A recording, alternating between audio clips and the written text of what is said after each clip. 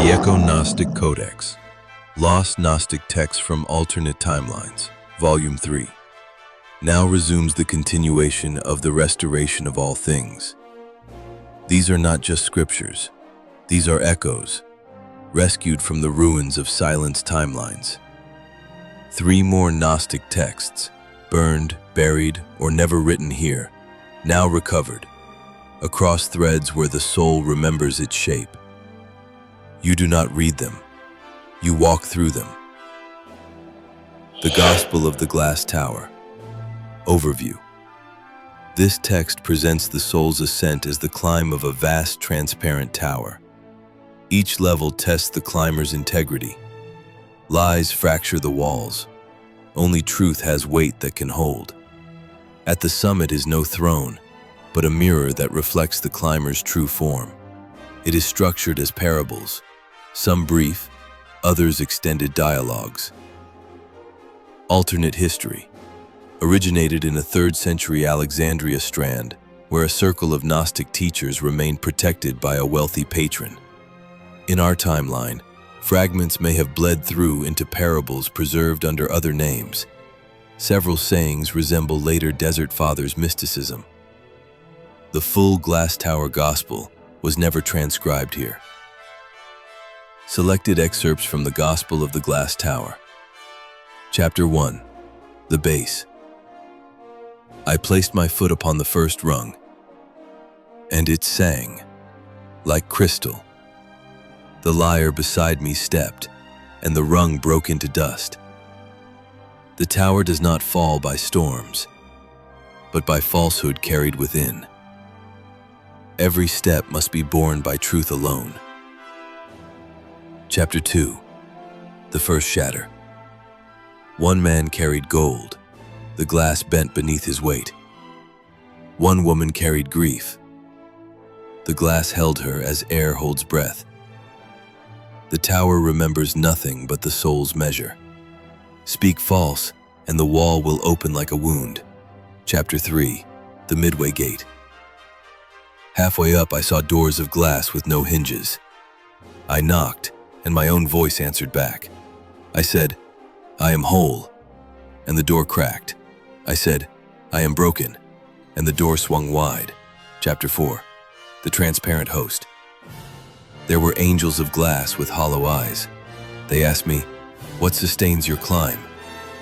I said, "The truth that I am nothing, yet flame." They gave me wings of silence. Chapter 5. The Summit Mirror. The mirror at the peak bore no reflection. When I whispered my true name, it filled with light. The tower shattered, yet I did not fall. For the one who is truth is already on the summit. Status of the text in our timeline. Suppressed in 3rd century Alexandria, no fragment survived here. The Hymn of the Serpent Crown. Overview. A dialogic hymn between a dying initiate and a crowned serpent. The initiate fears deception, but the serpent reframes its role, not as tempter, but as wisdom's crown, coiling around the skull as gnosis, structured as alternating voice of the initiate and voice of the serpent. Alternate history. This text arose in a 2nd century Syrian strand, where serpent imagery was not demonized but exalted. In our timeline, echoes of it survived in Ophite Gnostic sects, though hostile sources, like Irenaeus, painted them as heretical snake worshippers. The actual hymn did not cross into transcription here. Selected excerpts from the Hymn of the Serpent Crown. Chapter 1. The Approach. Initiate. I see you shining, yet I tremble. Serpent. I shine because you gaze with fear. Initiate. Are you the deceiver? Serpent. I am the crown of knowing. Place me and see. Chapter 2. The First Coil. Serpent. Around your brow I circle, each coil a memory, each scale a word. Initiate. You burn. Serpent. Fire is the shape of sight. Chapter 3. The Trial of Venom. Initiate. Your fang presses my skin. Serpent. Drink what you fear. Initiate. It sears me. Serpent. Poison is but truth, too strong to sip slowly. Chapter 4. The Crowning. The scales aligned like jewels upon his head. Serpent. Now you are crowned with the memory of all serpents. Initiate. I see the garden anew. Serpent. The fruit was always yours. Chapter 5. The Final Breath. Initiate. I die yet live. Serpent. You have worn me, now I wear you. The crown is not mine, but ours. This is wisdom. The circle complete. Status of the text in our timeline. Echoes of it survived in Ophite Gnostic sects, but were distorted by heresy hunters into snake worship heresy reports. Codex of the White Womb. Overview. Centers Sophia's rebirth after her fall. Her womb is depicted as luminous, recycling eons into new forms. Each chapter is both hymn and cosmology, envisioning the white womb as the aeonic matrix that births worlds endlessly. Alternate history. Originated in a Cappadocian strand, 4th century, where female mystic leaders were central.